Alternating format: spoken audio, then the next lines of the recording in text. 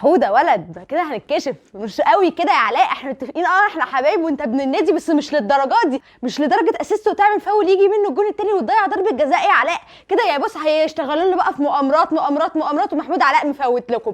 اهلا بيكم النهارده يا جماعه في حلقه جديده، والنادي الاهلي يضرب الاتحاد السكندري بثلاث اهداف مقابل لا شيء في مباراه رائعه من مارسيل كولر، اللي قدر ان هو باقل جوده من اللاعبين وباداء سيء للاعبين قدر يوصل للي هو عايزه. ده شيء يحسب له اللي احنا هنتكلم عليه النهارده. هنتكلم طبعا في كل ده، ولكن ابتدت المباراه وكعاده النادي الاهلي في المباريات السابقه نازل طبعا مع كولر الضغط العالي على الفريق المنافس، الضغط دايما على اللاعبين اللي بيخلي دايما الدفاع المنافس يتشتت وان يعمل باصات غلط واللي هي جه منها اصلا الهدف الاول. ولكن في نقطه ايجابيه جدا مع مارسيل كولر يا جماعه، وهي ان النادي الاهلي على غير عادته في المواسم السابقه، لا النادي الاهلي بدا يبقى معدله التهديفي في الشوط الاول عالي جدا، عالي بالنسبه للماتشات اللي قبل ما كولر يجي فيها. لا بدانا ان احنا نسجل في الشوط الاول، بدانا ان احنا معظم المباريات بنخلصها من الشوط الاول، ودي نقطه ايجابيه كان النادي الاهلي بيفتقدها في الكثير من الاوقات.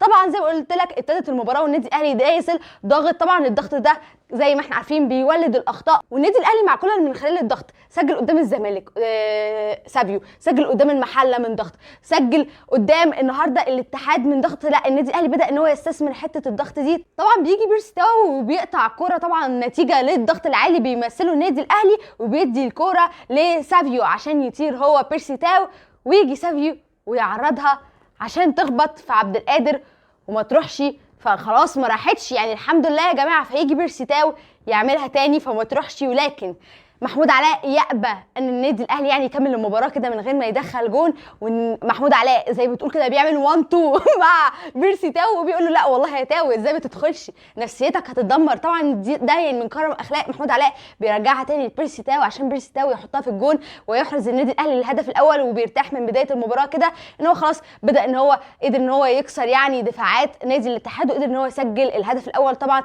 يعني احتفال بيرسي تاو اللي انا لغايه دلوقتي مش عارفه ايه معنى الاحتفال، ولكن يعني احتفال جميل وبقى اجمل كمان لما يعني ديانج عسل يعني بيقلب برده في الصوره احتفال بيرسي تاو، وبيسجل بيرسي تاو الهدف الاول. اللي بالمناسبه يا جماعه تاو لا بقاله مباراه المحله ومباراه النهارده لا مقدم اداء كويس جدا زي ما قلت لكم كمهاجم وهمي. قلت لكم الحلقه اللي فاتت قلت لكم بيرسي تاو اصلا معظم تالقه بيبقى في المنطقه دي، لما كان مع سان داونز كان بيتالق في الحته دي، ودي نقطه قوه بيرسي تاو اللي يعني كولر بدا ان هو يستثمرها زي ما استثمر في الكثير من اللاعبين. كولر اللي هيبقى ليه كلمه مهمه جدا لازم اقولها. طبعا بعدها بيجي محمود علاء اجين تاني يعني وبيجي وبيعمل فاول، بيجي علي معلول ويحط الكوره، وعشان كعادته علي معلول يا جماعه مش لعيب كوره ده ترزي ده ترزي يا جماعه. علي معلول بص قيسها بالمقاس على دماغ ياسر ابراهيم. طبعا ياسر ابراهيم اللي معروف براسياته القويه جدا، بيطلع ياسر ابراهيم وبيحط هدف رائع من اسيست رائع من علي معلول. علي معلول اللي بنقول له الف مليون مبروك يا علولو. علي معلول يصبح اكتر لاعب في تاريخ النادي الاهلي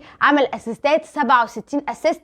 ملحوظه مدافع ملحوظه معلش احنا عارفين دلوقتي ملحوظه دي يعني دايره في حته مين دلوقتي، ولكن لا معلش نستخدمها احنا ملحوظه مدافع باك ليفت علي معلول، وهو اكتر لاعب في تاريخ النادي الاهلي يعمل اسيستات. يعني بص تتشال على الراس يا معلول. علي معلول طبعا حبيبنا مستنيين المزيد من الاسيستات بالذات طبعا بقى في افريقيا، لان هتكلم في النهايه عن مجموعه النادي الاهلي باذن الله. ولكن قبل انتهاء الشوط الاول بيجي ياسر ابراهيم اللي بالمناسبه ياسر بعيد عن الهدف النهارده لا عمل اخطاء كتير، كان ليه مس باص مش طبيعي ياسر ابراهيم، منها ضربه الجزاء الثانيه كان هو المتسبب فيها اصلا. طبعا مبدئيا ضربه الجزاء هي مش ضربه جزاء، اللي هي الثانيه دي مش ضربه جزاء نهائي. الشناوي اللاعب باين جدا ان هو ممثلها، وطبعا هي ضاعت طبعا يعني من احمد عادل ميسي، ولكن ما كانتش ضربه جزاء. ولكن المس باص كان من ياسر ابراهيم، عامل مباراه مش كويسه ياسر ابراهيم وضربه جزاء. ويجي محمود علاء طبعا قال لك هقفلها هاتريك يعني اسيست الجون الاول وعامل فاول بتاع الجون الثاني وضربه جزاء، هو حب يعني ان هو يقفلها لنا هاتريك. محمود علاء حبيبنا ماشي حط الكوره وبيشوطها عشان يتصدى ليها الاخطبوط محمد الشناوي اللي النهارده حصل على مان اوف ذا ماتش، وهو بالفعل مان اوف ذا ماتش. طبعا محمد الشناوي قدم مباراه رائعه، سواء الكوره اللي كانت الرأسيه في الشوط الثاني شالها بشكل يعني جميل جدا، وكمان ضربه الجزاء. محمد الشناوي كل ثقه فيه، دايما ساعات بتحصل سقطات، ولكن ممكن نقول السقطات دي عشان ملوش منافس في النادي الاهلي. وطبعا احنا بالنادي اداره النادي الاهلي لا لازم يبقى فيه منافس في النادي الاهلي مع الشناوي عشان يبقى فيه منافسه، يعني يحس دايما لا مش ان هو مرتاح دايما في الملعب، لا ممكن اي حد تاني عادي ينزل مكانه ويأدي برضه. بندخل الشوط الثاني ويعني لقطات غريبه من دفاعات النادي الاهلي في بدايه الشوط الثاني. لا تحس دفاع النادي الاهلي يعني احتفال بيرسي تاو نايم، ما كانش موجود دفاع الاهلي في الشوط الثاني بالذات في الجزء الاول من الشوط. لا بس بدانا ان احنا نتدرج الامر واحده واحده وقدرنا ان احنا نرجع من جديد. لا حتى في هجمه عملنا فيها باصات كتيره جدا. عجبني اللمسه واللعبه بتاعت كولر، في سرعه في الاداء شويه من النادي الاهلي. عجبني جدا ان هو الشوط الثاني طلع سولية عشان الارهاق. الراجل بيفكر يا جماعه، الراجل شغال. الراجل بقى انا عايزه اتكلم عن كولر شويه، من قماشه مش الواو قادر ان هو يعمل لك احسن اداء. خلي بالكم كولر يا جماعه مش معاه لعيبه جودتها عاليه. انت شوف حتى في الهجوم لعيبه ادائهم جودتهم متوسطه باستثناء برونو وتاو، دول لعيبه لا كواليتي عاليه، ولكن غير كده لعيبه ادائهم لا متوسط كجوده كاستمراريه. الراجل ده من الجوده دي قادر ان هو يعمل لك فريق قادر ان هو لغايه دلوقتي من 18 نقطه في الدوري ياخد 18 نقطه بسم الله ما شاء الله. يعني دخل في شباك وهدفين بس ومسجل كده يعني 13 هدف، شيء رائع من كولر. بعيدا عن السوبر المصري كمان اللي هو واخد، لا كولر العلامه كامله وشابوه ليه. وعاجبني جدا الروتيشن اللي هو بيعمله ما بين اللعيبه عشان الارهاق البدني، دي بتبقى من الحاجات المعوقات اللي بتقابلنا دايما كل موسم. لا هو عامل حساب ده كويس قوي، وده يبين ان الراجل ده ليه نظره مستقبليه. لا وراجل فاهم قاري الموقف ويعني الحدث كله مش اي كلام. طبعا بعد ما نزل قفشه الشوط الثاني بيجي يعني في البلس 90 كعاده النادي الاهلي ذا ماستر اوف سسبنس، بيجي ان قفشه وبيرقص مهدي سليمان. طبعا مهدي سليمان من الحراس المميزين جدا، ولكن قدر محمد مجدي قفشه ان هو يرقص مهدي سليمان وبيحط الكره لاكرم توفيق الجرينتا وبيحرز اكرم توفيق الهدف الثالث عشان يبقى ختامها مسك بالنسبه للنادي الاهلي. طبعا بياخد يعني كريم فؤاد وبيحتفلوا الاحتفال الشهير بتاعهم اللي بيحتفلوه في اي هدف سواء لاكرم او كريم، وبتنتهي المباراه بثلاث اهداف مقابل لا شيء للنادي الاهلي في مباراه قدرنا ان احنا نحصد منها اللي احنا عايزينه، لكن اداء مش مرضي بالنسبه لجمهور النادي الاهلي وكمان مش مرضي بالنسبه لمارسيل كولر. وهو ده اللي قاله في المؤتمر الصحفي وعاجبني جدا، لان هو مستوعب عارف كويس جدا لان الاداء الدفاعي لا الاداء الفريق لا ما كانش كويس وعايز يتعدل اكتر من كده. ده شيء كويس جدا ان هو يبقى مدرك شيء زي ده. ولكن طبعا النادي الاهلي قرعه دوري ابطال افريقيا، انا نفسي نجدد والله. يعني انا زهقت، انا نفسي يبقى في تغيير.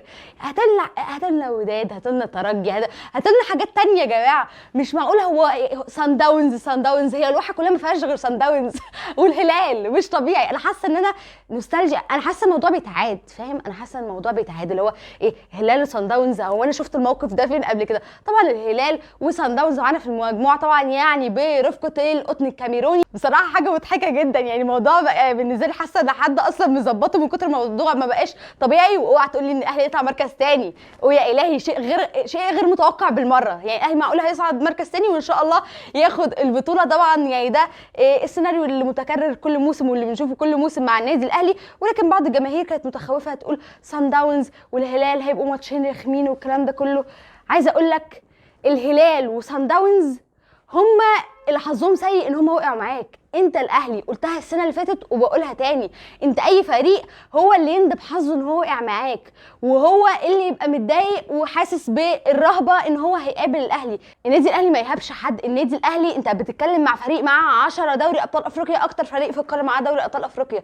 هو اللي يخوف الجميع، هو اللي الجميع في المجموعات الثانيه يدعوا كده ويقولوا الحمد لله ان احنا ما وقعناش مع الاهلي. وصن داونز والهلال والقطن هم اللي يقعدوا يندبوا حظهم ان هم يعني وقعتهم السوداء ان هم وقعوا مع الاهلي. دي حاجه كبيره جدا بالنسبه لهم، وان شاء الله ان شاء الله الحادية عشر تبقى السنه دي. وكفايه عندنا بقى كفايه عندنا بقى ان شاء الله تصلحنا السنه دي. متفائله خير باذن الله مع كولر ان هو يقدر ان هو يحقق شيء كويس مع النادي الاهلي. دي كانت حلقتنا النهارده، اتمنى الحلقه النهارده تكون عجبتكم.